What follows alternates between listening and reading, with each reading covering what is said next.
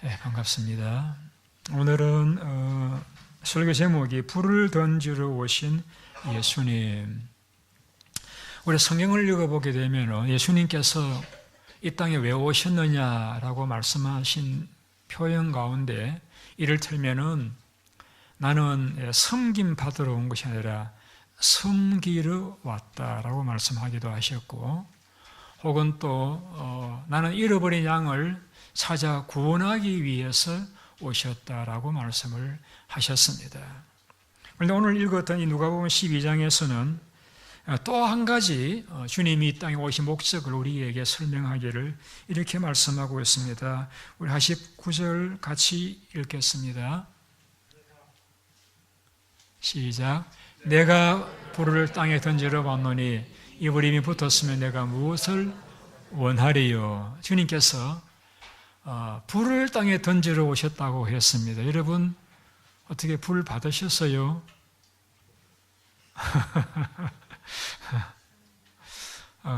주님은 불을 땅에 던지러 오셨다고 하셨는데 우리가 이 불을 어떻게 받는지 오늘 말씀을 통해서 한번 생각을 해 보려고 합니다. 여러분 살아가시면서 우리가 편안하고 행복하고 건강하게 살아가시려고 하면은 여러 가지가 필요하지만은 이 불, 이거 정말 필요합니다. 불이 있어야 밥도 하고, 불이 있어야 우리가 자동차를 몰고 교회도 올 수가 있고, 또 따뜻한 이제 불로 만든 히터가 나와야 추운 겨울도 우리가 따뜻하게 잘 지낼 수가 있습니다. 우리가 현대인의 생활 가운데서 이 불과 관련되지 않은 것이 없다고 할 정도로 우리 삶에 편리를 주고 유익을 주는 불과 관련된 많은 것들을 우리가 생각해 볼 수가 있습니다. 제가 한국에서 치료받을 적에 한의사에게 갔는데 거기 분명히 한의사이신데 어떤 기계 앞에 서라 그래요. 그 기계 앞에 서니까 거기에서 계속 이렇게 초음파 열기가 나와요. 이게 뭐 하는 것입니까? 그랬더니 몸을 따뜻하게 데피는 것이라고 그래요. 그래서 배가 아프다니까 배 방향에다가 틀어놓고 계속해서 이렇게 배를 따뜻하게 만들어주고, 또 등이 아프다고 또 등에다가 또 틀어놓고 해주고, 그래서 이렇게 우리 몸이 말이죠, 뜨거운 열기를 가해주면은 이 바이러스들이 죽는데요. 몸이 건강해진대요. 제가 가만히 보니 우리 서목사님도 늘 찬물을 안 드시고 꼭 이렇게 따뜻하게 물을 데워서 드시더라고요. 그래서 이 따뜻한 열기가 우리 몸을 건강하게 만들어주고, 따뜻한 열기가 또 병균을 죽인대요. 그래서 우리가 이 불과 떨어질래 떨어질 수 없는 그런 관계를 가지고 생활한다라고 생각을 합니다. 또 우리가 음식도 불로 이렇게 데치거나 또 삶거나 또 끓여야 우리가 생걸로 먹는 것보다 훨씬 더 맛있게 먹을 수가 있고, 또 음식도 더 부드러워짐으로 먹기도 쉽고 소화도 잘 되고,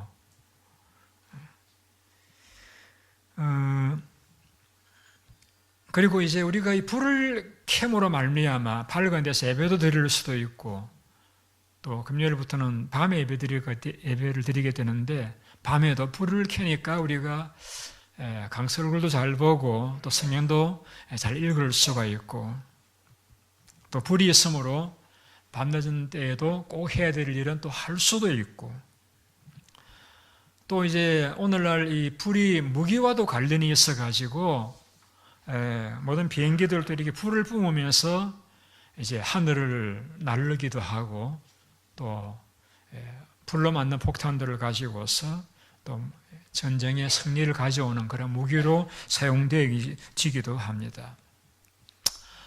불에 의해서 자동차가 움직일 뿐만 아니라 기차도 움직이고 모든 공장의 기계들도 불의 힘으로 돌아감으로써 많은 물건들을 만들어낼 수 있게 되어졌습니다. 그래서 우리는 이 불과는 떨어져 생활할 수가 없습니다. 몇 년 전인가요? 맨하탄에 겨울에 그 아이스레인이 내려가지고 전기선이 끊어지면서 히터가 안 들어오면서 많은 분들이 불편을 겪었던 적도 있었습니다.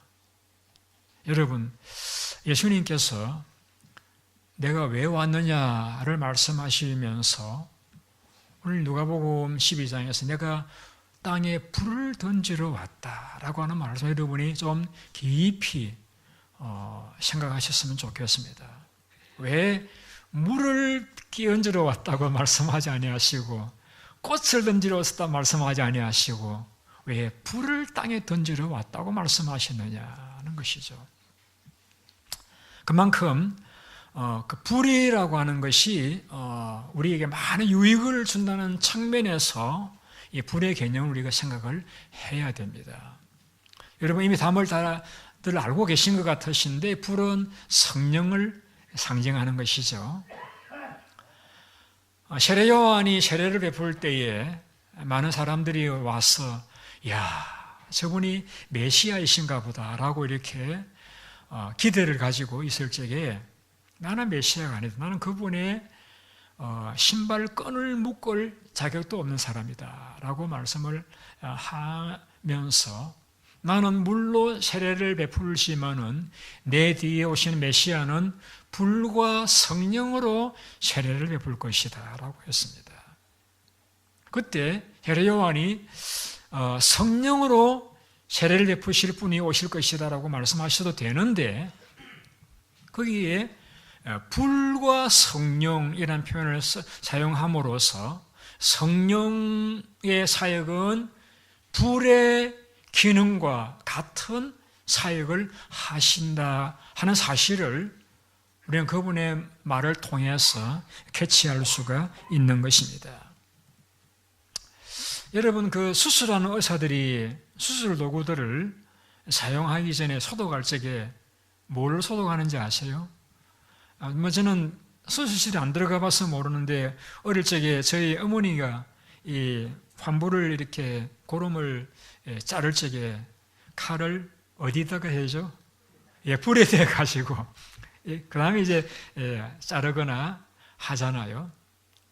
왜 불에 됩니까? 뜨거운 게 좋았어요. 불에 되면은 모든 병균들이 다 죽잖아요. 그래서 성령의 불이 임하면은 우리 마음속에 나도 모르게 남아있던 모든 죄의 찌꺼기들, 죄를 짓고 싶은 그런 마음들, 그런 영적인 바이러스들이, 세균들이 다 죽어요. 참 신기하죠. 불이 임하기 전에는 그것들이 활개를 쳤는데 불이 임하면은 우리를 범죄하게 만드는 그런 죄악의 마음들이 태워져 버리고 사라져 버리고 없어져 버려요. 여러분들이 이제 많이 끼고 다니시는 금가락지, 백리해로의 상징인 이 커플링들, 여러분이 순금 어떻게 만들어진지 잘 아시잖아요. 금강석이라는 이제 돌멩이를 용광로에 집어넣으면은 몇천 도의 뜨거운 불이 그 돌멩이를 녹이잖아요. 왜 녹이죠? 그 녹이면서 그 돌멩이에 있던 모든 불순물들을 다 사라지게 하잖아요. 그래서 이제 그 뜨거운 불이 그 순금만 남게 해서 많은 사람들이 애용하는 그 불링도 만들고 또 그 목걸이도 만들고 이렇게 한다고 생각을 합니다. 여러분, 우리의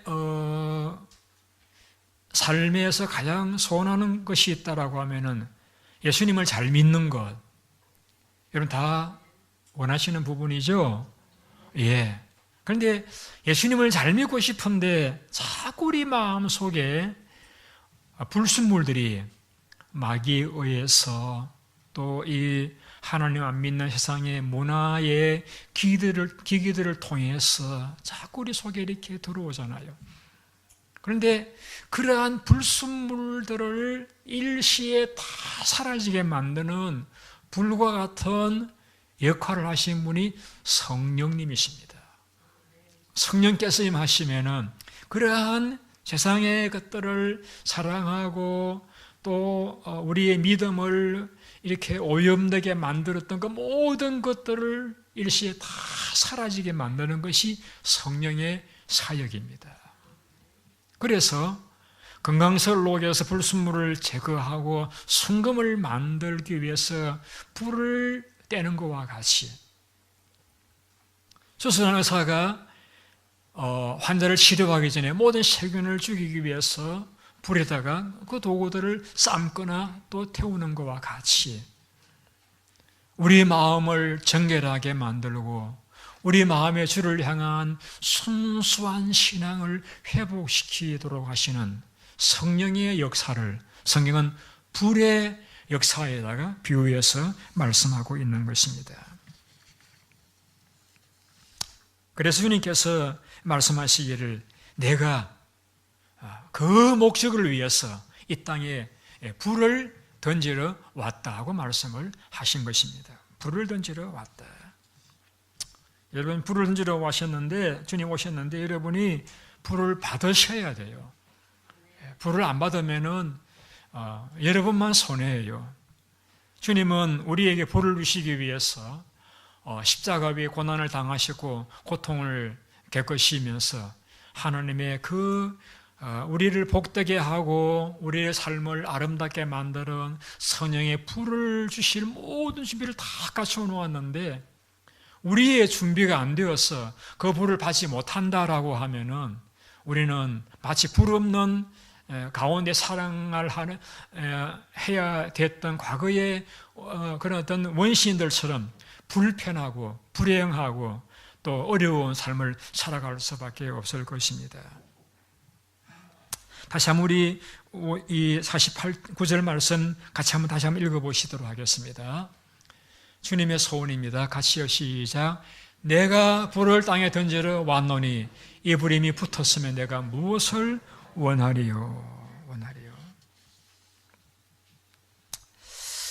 그 다음 절 우리 50절을 또 같이 한번 읽어보시겠습니다. 같이요 시작. 나는 받을 세례가 있으니 그것이 이루어지기까지 답답함이 어떠하겠느냐. 여러분 다 세례 받으신 분들이 대부분이십니다. 어떤 분들은 머리에 물을 이제 부어서 세례 받으신 분도 계시고 어떤 분들은 물 속에다가 이렇게 들어갔다가 나오신 분도 계십니다.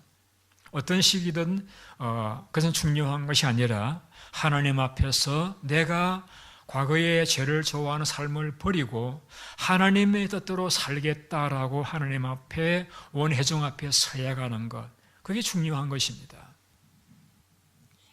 주님께서는 세례 요한에 의해서 세례를 받으셨습니다. 그런데 주님 오늘 이 50절에서 또 다른 세례를 언급을 하시면서 내가 받을 세례가 있다라고 말씀하고 있습니다. 내가 받을 세례가 있다. 주님께서 말씀하시는 내가 받을 세례가 무엇일까? 우리는 아까 살펴보셨던 대로 세례 요한의 말을 우리가 되돌릴 필요가 있습니다. 나는 물로 세례를 베풀지만은 그분이 오시면은 불과 성령으로 세례를 주실 것이다 라고 했습니다. 그런데 주님은 우리에게 성령으로 세례를 주실 분이신데 그 성령으로 세례가 가능하기 위해서는 다시 말하면은 이 땅 위에 하늘로부터 성령이 임하시기 위해서는 성령은 거룩한 영, 성결의 영이시기 때문에 그 성결의 영이 죄인된 우리 모든 인류에게 임하기 위해서는 우리 모든 인생들의 죄 문제가 해결이 되어야 됩니다. 그것이 십자가 위에 예수님이 죽으신 이유입니다. 주님 십자가 위에서 죽으심으로 말미암아 모든 인생이 범한 죄값을 다 당하신 것이죠. 그걸 두고 주님께서는 내가 받을 세례라라고 말씀하고 있습니다. 주님은 그 십자가의 죽으심이 엄청난 고통과 아픔과 부끄러움과 수치의 죽음임을 모르실 리가 없습니다. 그러나 그걸 굉장히 십자가를 빨리 지고 싶어 하셨다는 것을 알 수가 있습니다. 여기에서 나의 답답함이 어떠하겠느냐라고 말씀을 하신 것을 보아서 알 수가 있습니다. 주님께서 그 십자가의 희생의 제물이 되기를 간절히 원했던, 답답할 정도로 빨리 그것을 내가 십자가를 지기를 원하셨던 그 이유가 어디에 있겠습니까? 주님이 십자가를 지심으로써 우리 모든 인생들이 범한 죄값을 다 청산해 버리심으로써 우리 삶을 행복하게 하고 영육간에 강건하게 해주고 승리하게 해주고 하나님의 일을 잘 감당하게 해주는 영적인 에너지와 지혜와 능력이 되시는 그 성령의 임재가 가능할 수 있기 위해서는 우리의 죄 문제가 해결되어지고 청산되어져야 되는데, 그 일을 위해서 주님이 받으실 세례 십자가의 고난의 죽으심, 그 일을 주님께서 감당하시기를 마음이 답답할 정도로 주께서 소원하셨다고 말씀하시고 있는 것입니다. 여러분, 우리가 어떤 일을 할 적에 대개 보면은 재미있는 일을 먼저 하려고 하거나 음식을 먹을 적에도 맛있는 음식을 먼저 먹으려 하거나 일도 어려운 일보다 쉬운 일을 먼저 하려고 하는 건 일반적인 우리의 경향이잖아요. 예수님에게 있었어도 쉬운 일들, 즐거운 일들 많이 계셨습니다만 주님께서 답답해 하실 정도로 간절히 하고 싶으신 일이 계셨다라고 하면은 십자가 위에서 우리 인생의 구원을 위해서 돌아가실 일이셨습니다. 왜 답답하실 정도로 십자가 위에서 돌아가시 그렇게 원하셨느냐? 그래서 주님이 돌아가셔야 우리의 죄 문제가 성산되어지고 죄 문제 성산되어져야 우리의 삶을 행복하게 능력 있게 복되게 하시는 성령의 임재가 가능하기 때문에 주님은 십자가를 앞에 두고 그것을 답답해 하실 정도로 그 십자가를 지시기를 원하셨다라고 오늘 말씀하고 계시는 것입니다. 주님이 그토록 답답해 하시면서 우리 모든 인생들에게 성령의 임재가 얼마나 중요한지를 이렇게 표현하셨다라고 하면은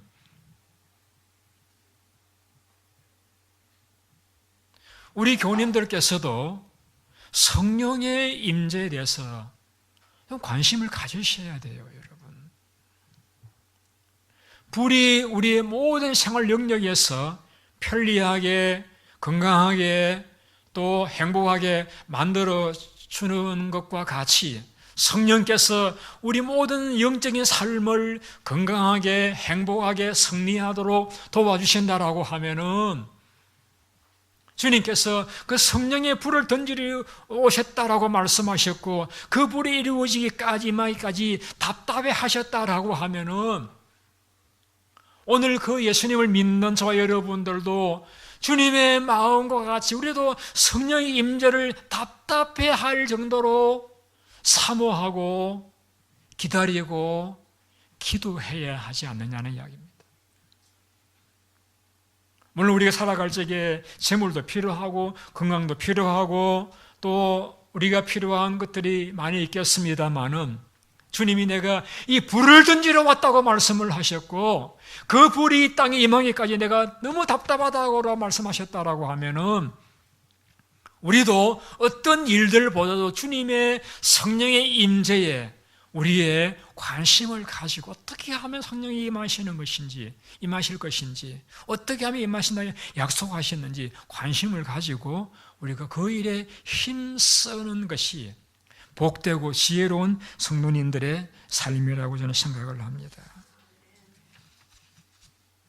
주님 51절에서 이렇게 말씀하신 적이 있습니다. 51절 한번 보시기 바랍니다.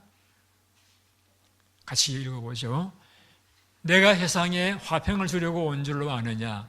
내가 너희에게로 오니 아니라 도리어 분쟁하게 하려 함이로라. 자, 이 말씀을 보면은 좀 갸우뚱거려지잖아요. 예수님은 평화의 왕으로 오셨는데, 예수님께서 화평케 만드는 자가 복이 있다고 하셨는데, 아니 화평을 주려고 오신 것이 아니라 분쟁하게 하려 함이로라. 그 다음 줄요, 같이 읽죠. 이후부터는 한 집에 5사람이 있어 분쟁하되 셋이 둘과 둘이 셋과 하리니. 3절요. 아버지와 아들과 아들이 아버지와 어머니와 딸과 딸이 어머니와 시어머니와 며느리와 며느리가 시어머니와 분쟁하리라 하시니라. 여러분, 아버지와 아들이 싸운다, 이건 일반적으로 불가능합니다. 왜? 아들은 아버지의 명령을 받는 입장이었습니다. 아버지가 단시면 아들은 순종해야 돼요. 모든 못된 이제 아들들은 이제 달려들기도 하는지는 모르겠습니다만은, 일반적으로는 아버지가 명령하면 아들은 그냥 받아들이고 순종해야 됩니다. 그런데 아들이 아버지와 분쟁한다, 말을 안 듣는다는 거예요. 자, 아들이 되어가지고 아버지의 말을 안 들을 정도의 중요한 이유가 있다는 것이죠. 또 어머니가 딸과, 여러분, 어머니와 딸의 관계는 이건 뗄래야 뗄 수가 없습니다. 아버지와 아들은 어떻게 보면은 고통 가운데 낳은 아들이 아니라서 좀 거리가 있을지 모르지만은, 어머니와 딸은 이거는 이 살뜰 관계입니다. 뗄래야 뗄 수 없는 하나된 관계입니다. 그런데 그 딸이 어머니 말을 안 듣는다는 거예요. 또 시어머니와 며느리, 요즘 며느리는 좀 특이하게, 좀 예외이긴 하겠습니다만은, 일반 시어머니의 말을 듣는 것이 며느리, 모르겠습니다. 며느님 말을 잘 이렇게 또 들어드려야 될 시어머니도 또 계시긴 하겠습니다. 어쨌든 이런 끊을래 끊는 그런 관계인데, 시어머니와 며느리가 분쟁한다. 그럴 정도로 강력한 이유가 무엇이 있겠습니까? 그 이유는 성령이 임하면은 너무 좋으니까. 그 성령의 임재를 따라 살아가는 삶을 만류하는 아버지의 말을 안 듣는 아들이 생겨나게 된다는 것입니다. 성령의 임재가 너무 좋으니까 성령을 따라 살아가려고 하는 딸이 어머니의 말을 거역하는 일이 생겨나게 된다는 것입니다. 성령의 기름 부으심이 너무 좋으니까 시어머니의 말을 듣지 않는 며느리가 나오게 된다는 이야기를 하고 계십니다. 그만큼 성령의 임재가 우리의 신앙생활이나 우리의 모든 영역에서 얼마나 중요하고 얼마나 우리에게 많은 영향력을 주는 것인지를 주님께 이렇게 표현하고 있는 것입니다. 분쟁하리라. 그런데 가만히 보면은 우리 교우님들의 삶에서 그 성령의 임재와 성령의 감동에 대해서 그렇게 비중을 두지 않으시지 않나라는 생각을 가질 때가 많이 있습니다. 주님께서 내가 불을 던지러 왔다고 말씀을 하셨고, 그것이 이루어지기가 내가 답답함이 얼마나 심하겠느냐라고까지 말씀을 하셨지만은, 오늘 우리는 전혀 답답하지 않아요. 성령을 받든 안 받든 전혀 답답하지 않고, 성령의 감동이 없어도 얼마든지 행복하게 살아갈 수 있습니다라고 생각하는 것처럼 보이는 우리의 삶이라고 하면은, 그 성령을 주시기, 우리에게 보내시기 위해서 예수님 십자가의 고난을 당하시기까지 하셨는데도 불구하고 그 성령의 임재에 대해서 관심도 없고 소원도 없다라고 하면은, 하늘 보좌 우편에 계신 주님의 마음이 얼마나 답답하시겠습니까? 오늘 우리는 주님의 그 희생과 주님의 소원을 따라 임하신 이 성령 시대에 살고 있으면서도 그 성령의 감동과 성령의 임재와 능력을 경험하지 못한 채 살아간다라고 하면은, 마치 표현이 좀 그렇습니다. 안고 없는 빵을 먹는 것과 같은 그런 신앙생활이 될 수가 있는 것입니다. 제가 옛날에 부흥회 갔더니 강사 그렇게 말하는 건 제가 잊어버리지 않습니다. 목사님들에게 모인 자리에서 강사 그렇게 말씀을 했습니다. 성령의 감동 없이 목회하는 것은 마치 남산을 한 계단 한 계단 걸어서 올라가는 것과 같다. 그러나 성령의 감동을 입어서 목회를 하면은 그 뭐죠? 타고 가는 거? 케이블카 타고 올라가는 것과 같다. 그렇게 표현하시더라고요. 그런데 제가 목회를 해보니까 그 말이 사실인 거 경험합니다. 여러분, 제가 목회자로서 목회 예를 들어 설명을 해드렸을 뿐입니다만은 여러분의 모든 삶에서 성령의 감동으로 살아가는 신앙생활과 성령의 감동을 경험하지 못하고 살아가는 신앙생활은 천양지차입니다. 주님께서 왜 그렇게 답답해 하셨는지, 왜 내가 불을 던지러 왔다고 표현하셨는지, 왜 십자가 위에 죽으시면 그렇게 안들이 원하셨는지를 우리가 생각한다라고 하면은 우리는 이 집회를 앞두고 성령의 이 사역에 대해서 좀 관심을 가져야 할 필요가 있다고 생각을 합니다. 한 세 가지 말씀드려 설교를 마치려고 합니다. 어떻게 하면 성령께서 우리에게 임하시느냐? 저는 기도입니다. 예수님이 성천하시기 전에 제자들에게 내가 가면은 성령을 보내시겠다 약속을 했습니다. 그리고서는 이제 성천하시기 전에 모인 무리들에게 이렇게 분부하셨습니다.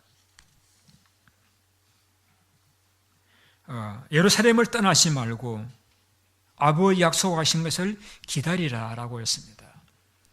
그 당시 예루살렘이라고 하면은 예수님을 죽였던 무리들이 그를 믿는 제자들도 죽이려고 하는 그런 무서운 공포도가니였습니다. 예수 믿는 사람들에게 있어서는 빨리 벗어나서 고향도 아닌 그들이 그곳에 벗어나서 갈릴리로 가고 싶었습니다. 그런데 주님께서는 예루살렘을 떠나지 말고 아버지께 약속하신 성령을 기다리라고 했습니다. 기다리라는 말씀은 기도하면서 기다리라는 말씀이죠. 그 말씀을 따라서 예수님의 제자들은 또 많은 무리들은 기다렸습니다. 얼마나 오래 기다렸습니까? 여러분, 옛날이나 지금이나 보면은 말한다고 해서 다 그대로 듣는 건 아닌가 봐요. 예수님 성천하실 적에 분명히 500명이 이 자리에 있었다라고 했는데 그 500명에게 주님께서 예루살렘 떠나지 말고 기다리라고 했는데 실제 마가의 다락방에 와서 기도한 사람은 120명입니다. 380명은 가버렸어요. 기다리지 않았어요. 근데 그 120명은 제자들과 함께 마가의 다락방에서 기도하면서 하나님이 약속하셨던 그 성령의 기름 부으심을 소원하면서 기도하고 있었습니다. 며칠 동안요? 열흘 동안. 우리는 한 주간도 힘들어하는데 열흘 동안 그것도 모든 일을 전폐하고 전적으로 기도에 올인했습니다. 그때 오순절날이 이르렀을 적에 성령이 임하면서 그 광경을 성경이 이렇게 표현하고 있습니다. 오순절날이 임함에 다 같이 한 곳에 모였더니 하늘로부터 불의 혀같이 갈라지는 것이 그들 각 사람 위에 하나씩 임하여 있더니 불의 혀, 우리가 흔히 말하는 불꽃이 그 120명의 성도들의 머리마다 임하여 있더니 그들이 방언을 하면서 성령의 충만을 받게 됩니다. 그러면서 변화가 되었습니다. 두려워 떨던 그들이 용기를 얻어서 담대하게 나가서 복음을 전하게 되었습니다. 베드로는 설교할 적에 3,000명이 회개하고 돌아오는 놀라운 역사를 경험하게 되었습니다. 당시의 종교주의자들은 이들을 붙잡아서 가두고 또 위협하고 공갈하면서 복음을 전하지 못하게 했지만은 그들은 우리가 당신들 말 듣는 것이 하나님 말 듣는 것보다 옳은가를 판단해 보아 우리는 보고 들은 것 전하지 않을 수 없다라고 하면서 담대하게 복음을 전하는 자들이 되어졌습니다. 비록 사도 야고보가 순교를 당하고 베드로가 오기 같이는 핍박을 당했지만 오히려 그 불똥이 핍박을 당하니까 더 퍼져나가서 온 아시아로 퍼져나가서 빌립보, 에베소, 골로새 많은 교회들이 세워지는 결과를 가져왔던 것입니다. 무엇 때문에? 성령이 임하시면서, 무엇을 인하여서? 그들이 전적으로 기도하시는 가운데서. 여러분, 이 기도의 결과 성령이 임했던 것은 거기에 그치지를 않습니다. 요한 웨슬리가 17세기에 그가 영국 옥스퍼드 대학에서 공부하면서 이렇게 내가 살아올 수 없다, 이렇게 죄악이 많은 세상에 살 수 없다 라고 하면서 홀리 그룹을 만들어서 그들은 주간에 모여서 기도했습니다. 하나님, 이 영국을 변화시켜 주시옵소서, 하나님 이 영국을 새롭게 해달라고 기도하는 가운데 뜨거운 불을 체험을 합니다. 그때 그는 말을 다니면서 쉬지 않고 복음을 전하였고, 그것이 오늘 감리교를 가져올 정도로 많은 도시에서 음란하고 포악한 사람들이 온순하고 거룩한 사람으로 바뀌어지고, 가는 곳마다 하늘의 성결의 빛이 강하게 임하면서 어둠의 세력이 물러나가고 도시가 변화되기를 시작했습니다. 기도하니까 그런 역사가 나타났던 것입니다.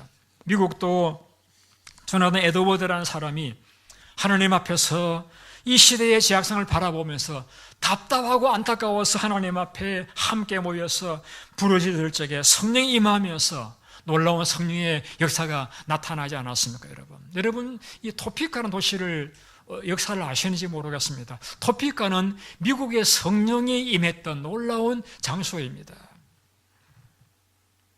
그들이 모여서 하나님 앞에 기도할 적에 성령께서 임하였고, 그 성령께서 온 미국을 변화시키는 결과를 가져오셨던 것입니다. 제가 몇 년 전에 웨일즈라고 하는 영국을 방문한 적이 있습니다. 그곳에 제가 관광 간 것이 아니라 한 작은 예배당을 보러 갔습니다. 우리 예배당의 절반 크기의 조그만 예배당이에요. 근데 그 예배당을 왜 찾아갔는지 하면은, 그 예배당은 영국의 19세기에 변화를 가져왔던 그런 교인들이 모였던 예배당인 것입니다. 그것에 대해서 좀 제가 전에 한번 말씀을 드린 적이 있습니다만 다시 한번 말씀드리도록 하겠습니다. 그 이반 로버츠라는 청년이 살았습니다. 그는 직업이 광부입니다. 광산에서 이제 석탄을 캐서 살아가는 그러한 가난한 강부에 불과했습니다. 그런데 그는 하루 일이 끝나면은 늘 저소에서 기도하는 시간을 가졌습니다. 그는 기도할 때마다 하나님께서 은혜를 주셔서 늘 그 기도할 적에 하나님께서 환상을 보여주시고, 또 기도할 적에 하나님 임재를 경험했습니다. 그래서 그는 그 영국에 하나님의 은혜를 베풀어 달라고 많이 기도하는 가운데 하루는 새벽 1시 3이 깨어 일어났는데, 얼마나 강렬했는가 하면은 성령께서 4시간 동안 마치 사람이 얼굴과 얼굴을 마주 대면하고 대화를 나누듯이 성령께서 임해서 이 로버츠의 마음을 감동을 시켰습니다. 그런데 그 일이 하루에 끝나지 않고 4개월 동안 계속되어졌다라고 합니다. 어느 날 그에게 하나님께서 고향으로 가라고 했습니다. 고향으로 웨일즈로 돌아왔습니다. 돌아와서 자기 고향 교회에서 그의 기회가 주어져서 설교를 하게 되었습니다. 그때 그 젊은이가 설교를 했습니다. 그 성령의 기름 부은 로버트 설교를 하면서 그 모리아 교회의 교인들 중에 17명이 회개하며 성령을 받는 역사를 경험을 했습니다. 그로부터 30일 안에 37,000명이 회개하는 놀라운 결과를 가져왔고, 5개월 만에 웨일즈 전 지역에서 10만여 명이 회개하고 돌아오는 강력한 역사가 나타났다고 합니다. 그래서 그 웨일즈의 놀라운 성령운동에 의해서 그 지역 강간, 강도, 살인, 주거, 침입, 공금횡령 등 범죄가 없어지고, 술주정뱅이는 이제 반으로 줄어들고 사생아 술생률이 44% 감소되어지고, 술집은 텅 비게 되어지고, 기록에 의하면 판사들이 재판할 사건이 없어졌다라고 합니다. 기도할 적에 이반 로버츠에게 성령이 임했던 것과 같이 오늘도 기도할 때에 성령이 임하는 임재를, 그 불을 경험할 수 있다라는 것을 저는 여러분들에게 말씀을 드리고 있는 것입니다. 한거 이름 없는 그 무명의 성령 기도를 들으셨다라고 하면은 오늘 여러분들의 기도와 간구에 하나님이 들으시지 않으시겠냐는 이야기입니다. 미국인 존 스톤이라고 하는 미국의 존 스톤이라고 하는 사람, 그 목사님이신데 그 웨일즈를 그 당시에 놀라운 성령의 임재에 임했다는 소식을 듣고 확인차 그곳에 갔습니다. 생생한 부흥의 현장을 목격을 하고 돌아와서 그가 한국 선교사였는데 평양에서 그 선교사 모임에서 그 일의 사건을 본 대로 보고를 했습니다. 그래서 한국 교회에 나와 있는 선교사님들도 모여서 우리도 영국의 그 성령운동이 우리 평양 한국에서 일어나기를 바라면서 기도회를 시작했다라고 합니다. 새벽 기도를 마치고 30분 동안 찬양을 하고 3시간 동안 성경 공부를 하고 오후에는 노방 전도를 하고 저녁에 모여 또 집회를 하고 800명이 모여서 그렇게 막 뜨겁게 기도하고 말씀하는 가운데서 처음 맨 날에 아무리 역사가 일어나지 않았대요. 그런데 그 장대행 교회 장로님 가운데 길선주라는 장로님이 계셨는데 그분이 한순간에 그가 나와서 죄를 고백하기를 시작했습니다. 여러분, 저는 아간입니다. 저는 제 친구가 세상을 떠나면서 자기 아내를 부탁하고 갔는데 그 아내를 돌보아 주면서 그 친구의 재산 중에서 100불을 제가 탈취했습니다. 저는 도둑놈입니다. 저는 돌을 맞아 죽어야 마땅할 사람입니다. 라고 그 죄를 자백하며 용서를 구하고 갚겠다라고 했을 적에 그 길장로의 공중 앞에서 회개하는 간증을 들으면서 많은 교인들도 자기의 죄를 자백하고 회개하기를 시작했습니다. 그러면서 그 예루살렘 평양 장대교회에 큰 부흥의 불이 임하면서 오늘 한국 교회를 일으키는 성령 역사가 그때 시작되어졌다라고 합니다. 여러분, 기도 제가 여러분들에게 좀 부담스러울 정도로 강조하는 것인지는 몰라도 분명한 것은 초대교회가 기도할 때 성령께서 임하셨고 역사적인 교회들이 기도할 때 성령이 임하셨다는 걸 생각한다라고 하면은 우리가 부흥회를 앞두고 하나님이 강사도 예비하셨고 예배당도 있고 아름다운 성가대도 있고 신앙팀도 다 갖추어져 있지만은 성령의 불이 임하지 않으면은 말씀을 전해도 감동이 없을 수가 있고 말씀을 들어도 감동을 받지 못할 수도 있고 성령의 임재가 없으면은 우리의 마음의 회개와 또 거듭남의 역사를 경험할 수가 없기 때문에 우리 기도해야 됩니다. 지난 한 주간 집회를 앞두고 기도를 가졌습니다. 교회에 직분자들이 많이 나오셔서 함께 기도를 가졌습니다. 감사하게 생각을 합니다. 아직 우리가 한 5일 남아있는데 저는 또 노예가 있어 잠시 3일간 교회를 비웁니다만은 저도 가셔서도 제가 틈틈이 계속해서 교회를 위해서 집회를 앞두고 기도할 것입니다. 여러분들께서도 힘써 기도해 주셔서 이번 집회가 한낱 우리의 사람들의 모임의 잔치로 끝나는 것이 아니라 성령의 불이 임하는 말씀 가운데 하나님의 강한 임재와 감동을 경험하는 여러분 오시는 강사님은 저를 이곳에 처음 이 교회를 처음 제가 심호할 때 저를 데려왔던 목사님이셔요. 시카고에 목회하시는 목사님이신데 12시간을 운전해서 저를 이곳에 태워주고 이 교회를 잘 목회하라고 부탁하고 갔던 그런 목사님이셔요.